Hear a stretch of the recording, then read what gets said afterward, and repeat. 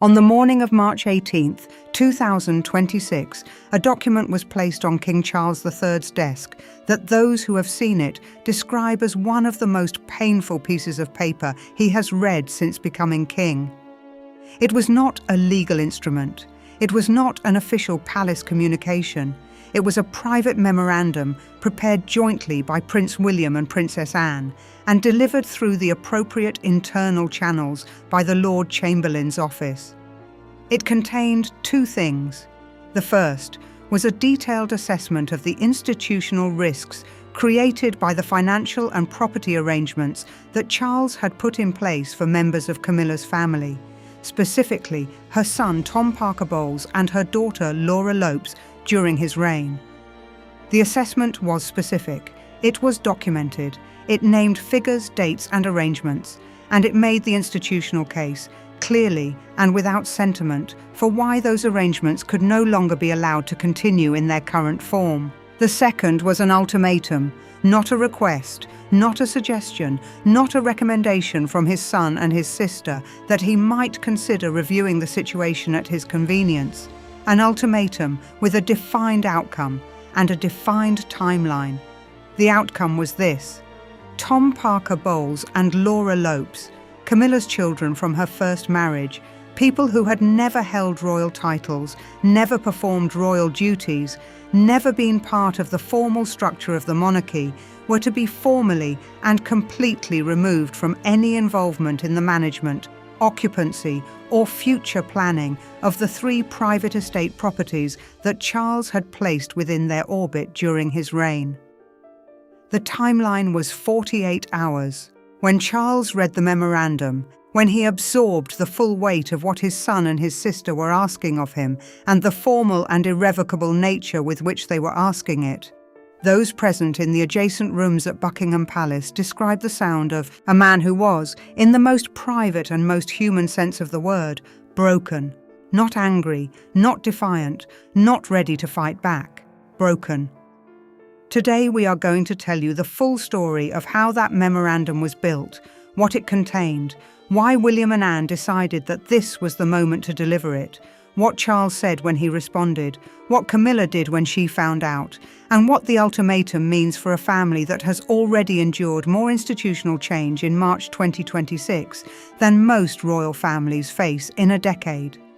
We are going to take our time, because this story has more layers than any single headline can hold. So settle in, and let's begin. To understand the ultimatum, you need to understand the arrangements that produced it. Because William and Anne did not arrive at the decision to deliver a 48-hour deadline without cause, there was a specific and documented trigger, and that trigger was the financial audit in the second week of March 2026 as part of the broader institutional review that William's new authority had empowered him to conduct. The palace's internal financial oversight team flagged a payment. The payment was a consultancy fee processed through a mechanism connected to the management of one of the three private trust estates that Charles had placed within the effective orbit of Camilla's family. The fee was paid to an entity connected to Laura Lopes, and the amount was not the issue. The amount was within a range that could, individually, be explained. What the audit flagged was the pattern.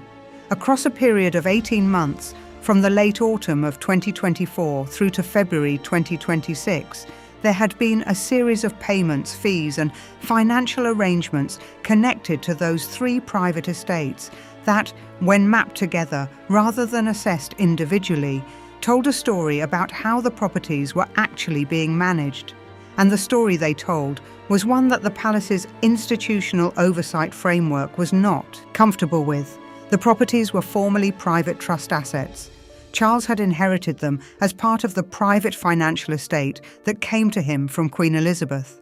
He had, in the months following September 2022, made a series of decisions about how those properties would be managed going forward. Decisions that included giving Tom Parker Bowles and Laura Lopes substantial operational roles in the management of two of the three estates. When Princess Anne saw the audit findings, when the full documented picture of those 32 transactions was placed in front of her at a meeting with William at Sandringham on March 19, 2026, her response was characteristically direct. She said 3 words: "This is enough." Not a lengthy assessment, not a careful weighing of the competing considerations. 3 words that cut through everything and named the institutional verdict with the precision that Anne has always been capable of when she has decided something needs to be said clearly. This is enough. Now, if you are watching this channel for the first time and you want to follow this story as it continues, and it is continuing, please subscribe right now. We cover the royal family in the depth and the detail that stories of this significance deserve. Hit subscribe, turn on your notifications, and every new video comes straight to you. It takes just a moment. Let's talk about the Sandringham meeting itself, because it is the pivot point, the moment that transformed a financial audit finding into a formal institutional ultimatum delivered to a king with a 48-hour timeline. William and Anne met at Sandringham, not at Buckingham Palace, where the formal apparatus of palace life creates a particular kind of gravity around every conversation, and where the presence of advisors and officials produces the kind of careful, hedged, diplomatically softened communication that formal palace meetings generate. At Sandringham, which is private, royal property, where 2 of the most institutionally serious people in the royal family could have a direct conversation without the scaffolding of official process around it. The meeting lasted approximately 30 minutes. In those 30 minutes, they reviewed the audit findings together. They assessed the specific institutional risks that the arrangements created, the exposure that would result if the undisclosed payment structure became public, the questions it would raise about the governance of Crown assets, the story it would tell about the relationship between private financial arrangements and formal institutional oversight. They considered the context. A palace that was already managing the Harry legal fallout, the Andrew Epstein situation, the Beatrice and Eugenie distancing, the Bower book revelations. A palace that was stretched across more simultaneous crises than its communications infrastructure was designed to handle. And they concluded that an arrangement producing 32 undisclosed financial transactions, structured to avoid oversight, connected to the management of Crown estate assets involving the children of the Queen Consort, was not an arrangement that the institution could afford to carry. Not now, not in this environment, not with everything else that was happening. The 48-hour timeline was William's decision, not Anne's. Anne's instinct, by the accounts of those who know how she operates, was for a slightly longer transition. Something that allowed the compliance to be managed with a degree of dignity. Something that did not feel quite so much like the institutional guillotine that the competitors' coverage has labelled it. William's counter was the argument he had been developing throughout March 2026, and that had produced every other accelerated decision of the past 2 weeks. That extended transitions were where resistance lived. That every additional day in a timeline was a day in which the situation could be partially reversed, partially accommodated, slowly diluted back towards something that looked like the original arrangement with different paperwork around it. 48 hours left no space for any of that. 48 hours was the answer to everything that had gone wrong with extended transitions in the past. Anne accepted his reasoning. The memorandum was drafted that afternoon, reviewed by the Lord Chamberlain, delivered the same day. Now let's talk about Charles, because this section of the story is the one that carries the most human weight and that deserves the most careful and the most honest treatment. Charles had not made the financial arrangements for Camilla's family out of financial carelessness. He had not made them because he wanted to enrich his stepchildren at the Crown's expense, or because he had a cynical disregard for the institutional governance framework he had spent his entire reign trying to strengthen. He had made them out of love, the most straightforward and most human of all motivations. He looked at the private trust properties he had inherited, genuinely his, legally his, properties that Queen Elizabeth had managed as private assets and that she had left to him to manage as he saw fit. And he thought about Camilla, about the woman he had loved for most of his adult life, about the road they had travelled to reach the place they were now, about the reality that his reign, beginning at 73, would not be as long as he would have wished. Camilla would one day outlive him. That is the statistical reality of their ages and of his health situation. And when she did, the people around her, Tom, Laura, their children and grandchildren, would be the people whose presence and practical support would determine the quality of her life in those years. He wanted them to have a connection to the places she loved, a role, a purpose, something that made them part of the landscape of her life rather than the visitors to it. That is the reasoning of a husband, a stepfather of a particular kind, not the kind who had raised the children from infancy, but the kind who had come to know them as adults and who understood what they meant to the woman he loved and what her happiness in her final years would require. It is not the reasoning of an institution. An institution does not ask whether someone loves someone else. It asks whether the arrangement is transparent, documented, appropriately overseen, and consistent with the governance standards that give it its legitimacy. Love is not a governance standard. And love, however real, is not a defense against an audit finding. When Charles read the memorandum and understood its full implications, when he grasped that the 48-hour deadline was real and that the compliance being demanded was complete, and that the people delivering the demand were his son and his sister, both of whom he had trusted with more institutional authority than any previous generation of his family had ever been willing to share. The weight of all of it arrived at once. He understood the institutional logic. He understood it clearly.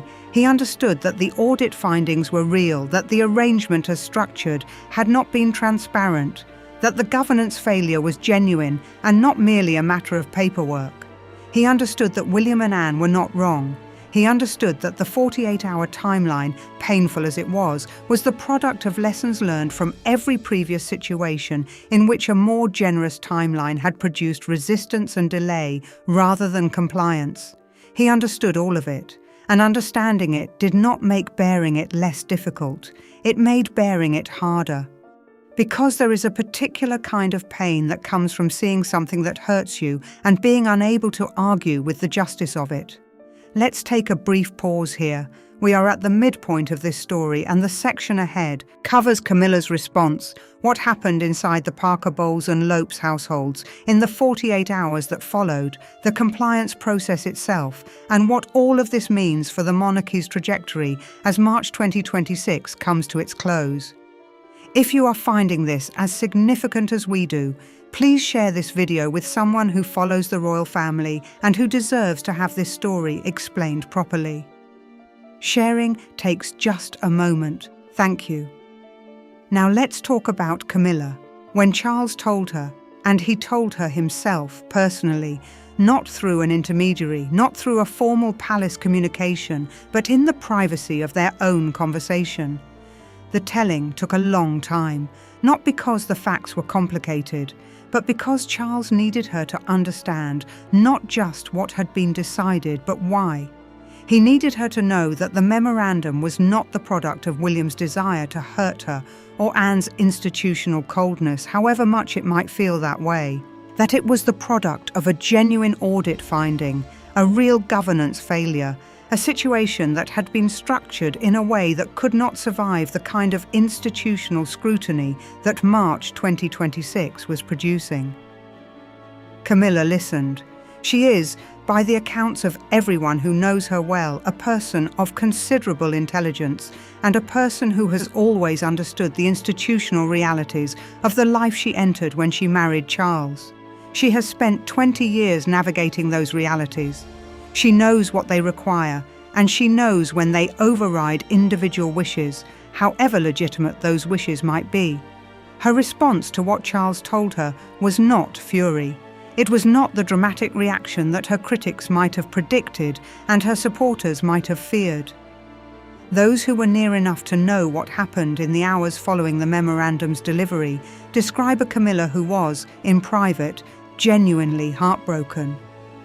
Not because she disagreed with the institutional logic. She understood the institutional logic better than most people would in the same situation, but because the institutional logic was being applied to her children, to Tom and Laura, to people whose connection to the situation they now found themselves in was not their own doing, but the consequence of who their mother had fallen in love with and who that love had eventually made her. They had not sought involvement in the management of Crown Estate assets out of avarice or ambition. They had been offered it by a man who loved them in the particular way that a stepfather loves the children of the woman he loves. Imperfectly, belatedly, but genuinely. And now that offer was being formally withdrawn within 48 hours because it had not been managed in a way that the institution's governance standards required. Camilla told Charles, in words that those who have knowledge of the conversation describe as among the most difficult she has ever had to say, that he had to do what William and Anne had asked, that she understood why, that she did not blame William, that she did not blame Anne, that the institution was what it was, and that the demands it made on the people inside it did not bend for love, even for the love of a king. And then she said something else. Something that those who know her say captures Camilla's character more completely than almost anything else she has ever said in private. She said, "I have always known this was how it works. I just did not expect to learn it again so quickly." Now let's talk about Tom and Laura, because their experience of the 48 hours is the most concretely human dimension of this entire episode. Tom Parker Bowles is in his late 40s. He is a food writer, a journalist, a person whose professional identity is genuinely his own, built around his talent and his interests and his work, rather than around his mother's position. He is not a man who has ever attempted to trade on the royal connection in a crass or cynical way. Those who know him describe a person who has always been somewhat uncomfortable with the particular attention that comes from being a queen's son. And yet the management role in the estate properties had given him something that he had perhaps not fully articulated even to himself. A formal connection to a world that was not quite his, but that he had come to inhabit through his mother's life. A purpose that connected his presence in the royal family's landscape to something practical and documented. A role that said, "You are not just a visitor here. You have a function. You matter in a specific and institutional way." The loss of that role is therefore not only a financial adjustment, it is the loss of a form of belonging. And the 48-hour timeline meant there was no opportunity to process that loss gradually, to arrive at acceptance through the slow work of coming to terms with something. It arrived all at once and demanded compliance immediately. Those who were present described the 48 hours as among the most difficult of Tom Parker Bowles's adult life, not dramatic in the public sense.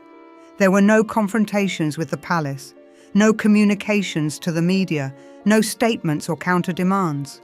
Just the private experience of a man who had been given something and was now being required, within 2 days, to formally return it. Laura Lopes processed it differently. Those who know her describe a quality of stillness in how she received the news, a withdrawal into the internal processing that is apparently characteristic of how she handles things that are genuinely difficult. She did not fight the outcome. She understood it. She said very little about it. And she complied. Both of them complied. Within the 48-hour window, the formal documentation removing them from all involvement in the trust estate management was signed, witnessed, and delivered back to the palace. The financial arrangements that the audit had flagged were formally terminated. The institutional correction that William and Anne had demanded was completed within the timeline they had specified. The compliance was clean. Whatever the private experience of arriving at it had been, the documentation it produced was exactly what the memorandum had required. Nothing was left incomplete. Nothing was left ambiguous. The outcome William had demanded in 48 hours arrived in 48 hours. Let's now look at the full pattern of March 2026, because the ultimatum over Camilla's family does not stand alone. It is the latest and perhaps the most personally costly chapter in a sequence of decisions that have been rewriting the shape of the monarchy this month at a pace and with a completeness that those inside the institution describe as unlike anything in living memory. On March 4th, Charles publicly and permanently rejected Harry's $59 million bill. On March 9th, Harry's return plan was formally refused. On March 14th, institutional authority over a defined and significant set of decisions was formally transferred from Charles to William. On March 15th, Beatrice and Eugenie were excluded from Royal Ascot. On March 17th, Harry's $2.7 million annual allowance was eliminated. On March 19th, Princess Anne discovered the commercial plan for Queen Elizabeth's archives and blocked it with a formal institutional veto. On March 26th, Tom Bower's Betrayal was published, hitting #1 on Amazon before it went on sale. On March 28th, the Hidden Estate legal instruments restructured the ownership of 3 private trust properties and removed the protection Charles had created for Camilla's family within them. And on the same day, the memorandum arrived. Every single one of those decisions flows from the same source, the institutional framework that William has been building and that March 14th's authority transfer gave him the power to apply. The framework that says the institution's resources exist to serve the institution's purpose, and every arrangement that serves a different purpose, personal, financial, familial, emotional, is subject to review and where necessary correction. Applied consistently, that framework produces every March 2026 decision. Harry's allowance ends because it was sustaining personal choices rather than institutional service. The Beatrice and Eugenie exclusion happens because their unverified associations create institutional risk. The archives plan is blocked because it would give commercial interests a role in managing something that belongs to the institution's history. The hidden estates are restructured because informal arrangements must become formally accountable. And the ultimatum over Camilla's family arrives because undisclosed financial compensation connected to Crown assets cannot continue, regardless of the love and the good intentions that produced it. The framework is not cruel, it is not personal, it is consistent, and its consistency is ultimately what gives it its legitimacy and its power. Let's talk about what Charles does now. Because the question of how a king carries the personal cost of decisions that he believes are institutionally correct, but that are costing him privately and continuously, is not a small question. It is the defining challenge of his reign's final chapter. He is not angry with William. The accounts of those close to him are consistent on this point. He understood when he signed the authority transfer on March 14th that he was giving William the power to make exactly these kinds of decisions. He chose to make that transfer because he believed it was right, because he wanted William to have the operational experience of final authority while Charles was still present to observe and, if necessary, advise. Because he believed the institution needed the next generation's hand on the institutional tiller before the succession made it necessary, he made that choice. He does not regret it in the institutional sense. The decisions William has made are the decisions Charles himself would have made if personal love had not been a complicating factor. They are correct, they are necessary, they serve the institution, but they are also, cumulatively, taking something from a man who is already managing serious health challenges alongside the demands of a reign that arrived later in life than most monarchs carry. Each decision that is institutionally correct but personally costly takes something. And the something that has been taken across March 2026, from the Harry allowance to the Camilla family ultimatum, is significant. Those close to Charles describe a man who is finding his balance, who is doing what he has always done, absorbing the difficult things, continuing the work, appearing in public with the composure that the role requires, while processing privately the human weight of what the institutional machinery of March 2026 has produced. He will find it. He has found it before in circumstances that were equally or more difficult. But the finding is not quick or painless. And Camilla, who understood in her own way what March 28th required and who told Charles he had to comply, is carrying her own version of the same weight, together, in private, in the way that the institution has always required the people inside it to carry the things it asks of them. Let's end where this story finds its deepest and most enduring truth. There is a question that sits underneath everything that has happened in March 2026, and that the ultimatum over Camilla's family brings into sharper focus than any of the other decisions. It is not a question about policy or governance or institutional efficiency.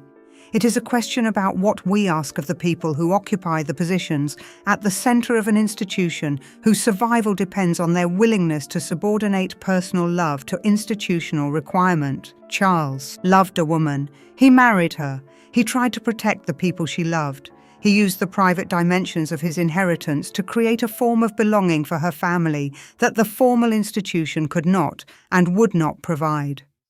He did it quietly. He did it with good intentions. He did it out of the most ordinary and most human of all motivations. And his son, the heir he prepared more carefully than any other dimension of his reign, looked at what love had produced and asked the audit team to examine it. And the audit team produced 32 transactions, and William produced a memorandum, and the memorandum produced a 48-hour deadline, and the deadline produced compliance. That is the institution working as it is supposed to work, outlasting personal feeling, requiring of the people inside it more than their personal feelings can comfortably give, producing, in the gap between what love wants and what the institution requires, the particular and inescapable grief of a man who has given his life to something that is, in the end, larger than the life he has lived inside it. King Charles III, in the quiet of his study on the morning of March 28, 2026, was broken for a moment by the demands of the institution he loves and leads, and then he complied with those demands. Because that is what the institution requires. Because that is what he has always done. Because that is ultimately what it means to be king, not the ceremony, not the palaces, not the authority. The willingness to let the institution be larger than your love, even when it costs everything. Before you go, 3 questions I genuinely want you to answer in the comments below. First, do you believe Charles should have resisted William and Anne's ultimatum, or was compliance the only option available to a man who had himself authorized the authority that produced the demand? Second, was the 48-hour deadline necessary, or was it needlessly punishing to Camilla's family who had not themselves made the decision to structure the payments as they were structured? And third, the deepest question this month has produced: where does the line between protecting an institution and protecting the people inside it actually lie, and has March 2026 drawn that line in the right place? Drop your answers in the comments. We read every single one, and this community thinks about these questions more carefully and more honestly than almost anywhere on the internet. And if you are not yet subscribed, please do it now. Click subscribe, turn on your notifications, and we will see you in the next one. Thank you. We will see you soon.